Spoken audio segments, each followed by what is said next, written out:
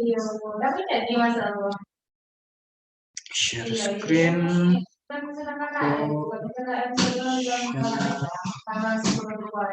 From beginning.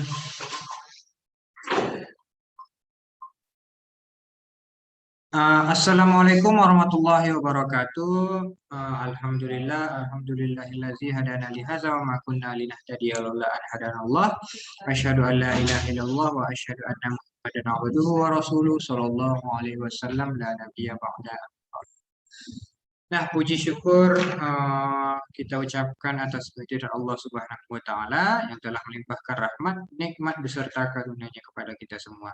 Sehingga saya dan teman saya diberikan kesempatan untuk melakukan record video dalam pemenuhan tugas ujian akhir dengan mata kuliah metode percepatan struktur dengan dosen Ibu Eka Yuliafat.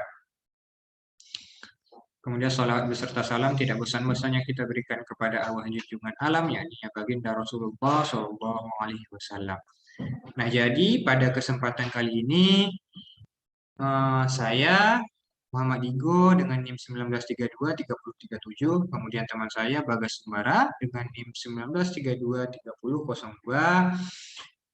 akan menjelaskan mengenai evaluasi bangunan tahan gempa, baik itu bangunan lantai 1 maupun bangunan lantai 2. Nah, jadi latar belakangnya sendiri, bangunan itu didirikan untuk mendapatkan perlindungan dari lingkungan dalam maupun luar yang aman dan nyaman. Nah, rancangan bangunan yang akan didirikan juga harus tahan terhadap beban gempa.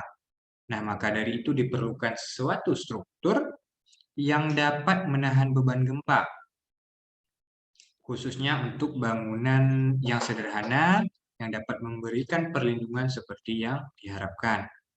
Nah, dengan menggunakan prinsip teknik yang benar, serta detail konstruksi yang baik dan praktis, maka kerugian harta, benda, dan korban jiwa dapat dikurangi. Nah, kemudian juga untuk mengurangi resiko terjadinya kerugian harta, benda, maupun korban jiwa, maka pemilihan material yang tepat, yaitu material yang ringan dan kuat, adalah salah satu cara untuk mengurangi besarnya gaya gempa yang dipikul oleh bangunan tersebut. Nah, untuk bangunan rumah tinggal biasanya, sistem struktur yang biasanya digunakan adalah beton bertulang. Nah, selain itu terdapat juga dinding yang berfungsi sebagai sekat antara ruang di dalam rumah atau sebagai partisi. Nah, secara konvensional dinding dibuat dari pasangan bata, beton aerasi, ataupun batako. Nah, kemudian selanjutnya konsep bangunan tahan gempa sendiri pada dasarnya adalah upaya untuk membuat seluruh struktur menjadi satu kesatuan yang utuh sehingga tidak mudah runtuh ketika terjadi beban gempa. Untuk mewujudkannya maka diperlukan pemilihan material yang tepat. Nah, sambungan elemen yang kuat juga merupakan faktor yang sangat penting. Tentunya pelaksanaan yang sesuai dengan perencanaan juga tidak dapat kita elakkan. Nah, secara umum, syarat keamanan minimum untuk bangunan tahan gempa yaitu harus memenuhi beberapa kriteria. Apa aja kriteria tersebut? Yang pertama, jika terjadi gempa bumi dengan kekuatan lemah, maka bangunan tidak mengalami kerusakan sama sekali. Kemudian yang kedua, jika terjadi gempa bumi dengan kekuatan sedang, maka elemen struktural tidak boleh rusak, sedangkan elemen non-struktural boleh rusak. Nah, yang ketiga, jika terjadi gempa dengan kekuatan yang sangat kuat, maka bangunan tidak boleh runtuh baik sebagian maupun seluruhnya. Selain itu, bangunan tidak boleh mengalami kerusakan yang tidak bisa diperbaiki. Nah, kemudian untuk bangunan tahan gempa sendiri ada beberapa ciri-ciri yang menunjukkan bahwa bangunan tersebut adalah tahan gempa. Yang pertama itu adalah denah bangunan sebaiknya simetris dan bentuk harus timpang. Kemudian harus memiliki tanah dengan kualitas yang baik, yaitu mencapai lapisan tanah keras. Nah, yang ketiga kualitas bahan bangunan yang baik, ya seperti yang tadi Materialnya ringan serta kuat. Yang keempat adalah seluruh elemen struktur utamanya tersambung dengan baik, serta mutu pekerjaannya yang baik, yaitu dalam pelaksanaannya. Kemudian dibangun di atas tanah yang padat. Yang ketujuh, ketinggian rumah sesuai dengan pedoman teknis rumah terbuka, serta tentunya menggunakan material yang sesuai dengan SNI. Nah, untuk bangunan lantai 1 sendiri, saya mengambil contoh atau sebuah kasus studi, yaitu lokasi dari bangunan ini berada di Harau, Kecamatan Harau, Kabupaten Maluku Kota, Sumatera Barat. Untuk ukuran dari bangunannya sendiri adalah 7 kali 9 meter. Tipe dari bangunan ini adalah rumah tinggal atau rumah sederhana. Kemudian struktur perkuatan bangunan ini adalah dari beton bertulang. Nah, kemudian saya mencoba mengevaluasi terhadap bangunan tersebut. Nah, yang pertama itu dapat dilihat bahwa bangunan itu didirikan di atas tanah yang baik. Berdasarkan bangunan pada gambar dapat dilihat bahwa bangunan berdiri pada keadaan tanah yang cukup baik. Yang kedua, memiliki struktur bangunan yang simetris, ya, yang berbentuk kotak atau persegi empat. Nah, kemudian terbuat dari bahan baja ringan dan semen mortar. Kemudian yang keempat, memiliki struktur fondasi yang kuat. Yang kelima, terbuat dari beban material rumah yang minimal. Kemudian yang keenam, menggunakan beton bertulang. Yang ketujuh, lintasan bebannya. Dari gambar 1 dapat diketahui bahwa bangunan tersebut telah memuat satu jalur beban rasional dan lengkap. Kemudian redundansi, yaitu jumlah garis elemen penahan beban lateral vertikal berjumlah 2. Kemudian geometri, tidak adanya perubahan dimensi horizontal dari sistem penahan gaya atau penahan gaya lateral. Yang ke-10, diskontinuitas vertikal. Serta yang terakhir adalah massa, yaitu tidak ada perubahan massa efektif lebih dari 100%.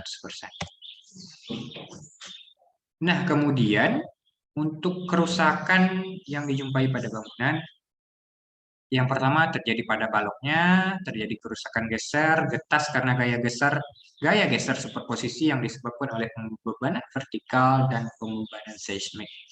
Kemudian yang kedua, sambungan balok kolom. Sambungan yang mengalami tegangan tekan yang besar setelah balok meleleh dan retak diagonal yang terbentuk pada sambungan, retakan lentur yang lebar dapat terjadi pada ujung balok. Yang ketiga, retak vertikal yang terjadi pada join kolom dengan tembok. Yang keempat, retak random pada dinding. Yang kelima, retak vertikal maupun horizontal pada frame jendela maupun pintu, serta lantai retak. Nah, kemudian untuk materi selanjutnya akan disampaikan oleh teman saya, Bagas Sembara. Kepada Bagas Sembara, saya persilahkan.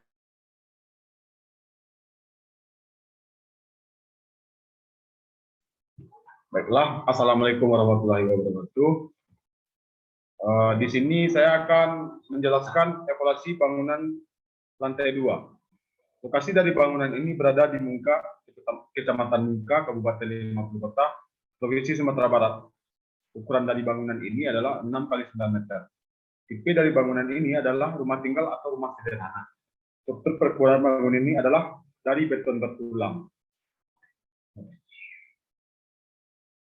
Untuk evaluasi bangunan yang tadi, yang pertama yaitu memiliki kualitas tanah yang baik. Berdasarkan bangunan pada gambar kedua dapat dilihat bahwa bangunan berdiri pada keadaan kualitas tanah yang baik. 2. Memiliki struktur bangunan yang simetris. Bangunan pada gambar kedua juga memiliki struktur bangunan yang simetris. 3. Terbuat dari bahan baja ringan dan semen mortar. 4. Memiliki struktur fondasi yang kuat. Dari gambar bangunan kedua juga dapat kita lihat bahwa bangunan juga memiliki struktur fondasi yang kuat. 5. Terbuat dari material rumah yang minimal. 6. Menggunakan beton bertulang. Untuk kerusakan dari bangunan lantai 2 ini, yang pertama itu kerusakan pada bangunan yang terjadi akibat faktor alam, faktor mekanis, dan faktor pelaksanaan. Yang kedua, kerusakan lain seperti yang pertama, kebocoran pada plat atap. Yang kedua, kusam lampu langit-langit. 3. Retak vertikal, join kolom dan tembok. 4. Retak pada frame jendela dan pintu. 5. Retak random pada dinding. 6. Kerusakan setempat pada dinding. 7. Lantai retak atau pecah. Jadi kesimpulannya dapat kita ambil dari evaluasi bangunan lantai 1 dan lantai 2 tadi, yaitu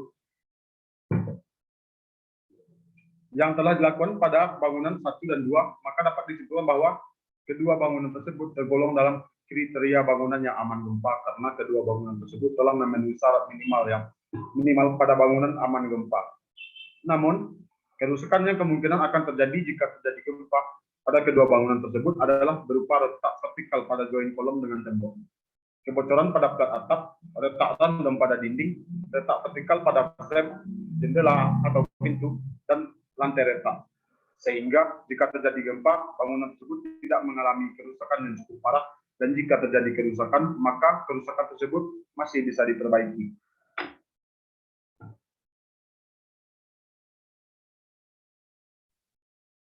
Nah, oke. Mungkin sekian saja presentasi pada kesempatan kali ini. Saya dan Bagasumbara pamit undur diri. Semoga dapat bermanfaat bagi yang mendengarkan. Assalamualaikum warahmatullahi wabarakatuh.